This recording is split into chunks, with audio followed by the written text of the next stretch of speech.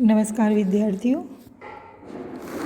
हमने अभी अपने द्वितीय पेपर के अंतर्गत हिंदी भाषा के ऊपर विचार किया था पिछली चर्चाओं के अंतर्गत, और उसके अंतर्गत हिंदी की बोलियाँ, हिंदी का उद्भव और विकास, हिंदी की बोलियाँ, ब्रज भाषा, राजस्थानी भाषा और अवधी भाषा का परिचय और उसकी व्याकरणिक, ध्वन्यात्मक, रूपात्मक विशेषताओं पर विशद चर्चा की थी। अब हमारे इसके खंड 2 के अंदर जो सामग्री आती है वो हिंदी साहित्य का इतिहास, यानी आप लोगों ने 11th और 12th में भी अगर आपके पास हिंदी रही है तो आपने ये पढ़ा होगा कि हमारे इतिहासकारों ने हिंदी साहित्य के इतिहास को 4 भागों में विभाजित किया था। आज हम किसी काल विशेष को न लेते हुए हिंदी साहित्य का जो आविर्भाव काल है या बात करें कि कैसे हिंदी साहित्य या हिंदी भाषा आई और उसके बाद हिंदी साहित्य रचा गया, उस पर हम विभिन्न विद्वानों के जो मत है उन मतों की चर्चा करेंगे।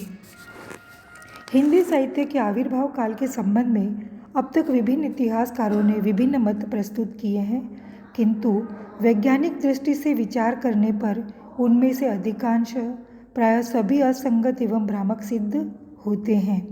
हिंदी के प्रथम इतिहास लेखक गारसा द तासी ने तो इस प्रश्न पर विचार ही नहीं किया था।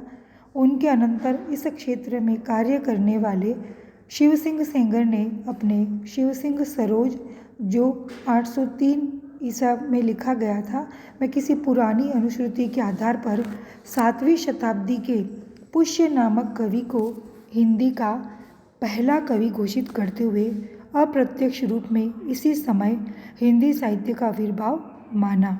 किंतु परवर्ती अनुसंधान से ज्ञात हुआ कि इस नाम के किसी कवि के अस्तित्व का कोई प्रमाण या उसकी कोई रचना प्राप्य नहीं है। ऐसी स्थिति में उसे हिंदी का आदि कवि कैसे माना जा सकता है? आचार्य हजारी प्रसाद द्विवेदी ने इस संबंध में अनुमान किया है कि यह पुष्य संभवतः अपभ्रंश का प्रसिद्ध कवि पुष्यदंती है, जिनका आविर्भाव 9वीं शती में हुआ है। हमारे विचार से अनुपात ठीक है, किंतु यदि ऐसा न भी हो तो भी हिंदी के किसी पुष्य का कोई अस्तित्व अब स्वीकार्य नहीं है, अतः उसके आधार पर हिंदी के आविर्भाव काल का निर्णय करना ठीक नहीं। पर दुर्भाग्य से हिंदी साहित्य के परवर्ती इतिहासकार भी, जिनमें सर जॉर्ज ग्रियर्सन एवं मिश्र बंधु का नाम उल्लेखनीय है, इस पुष्य संबंधी भ्रांति में पड़ जाने के कारण हिंदी साहित्य का आविर्भाव 7वीं शती में ही मानने को विवश हो गए। वैसे पुष्य के अस्तित्व की संदिग्धता का पता इन्हें था, क्योंकि ग्रियर्सन ने स्पष्ट शब्दों में लिखा है, यह यानी पुष्य कवि प्राचीनतम भाषा कवि है, जिसका कोई उल्लेख मुझे देशी लेखक की कृतियों में नहीं मिला है। शिव सिंह सरोज का कथन है कि यह 1713 ईसा में उपस्थित था और भाषा की जड़ यही कवि है। इस विवरण में यह स्पष्ट नहीं होता है कि इसका नाम पुष्य या पुष्प था अथवा पुंड था। यदि भाषा से अभिप्राय प्राकृत के पाश्चात्यकालीन भाषा के रूप से है, तब तो यह पूर्ण रूपेण अस्वाभाविक वक्तव्य प्रतीत होता है। मुझे तो टाड़ में सरोज के इस कथन का कोई प्रमाण नहीं मिलता। टाड़ में किसी पुष्य का उल्लेख अवश्य है, पर यह उत्कीर्ण लेख का रचयिता है। पर यह उत्कीर्ण लेख किस भाषा में लिखा गया था, टाड़ में मुझे इसका कोई उल्लेख नहीं मिला।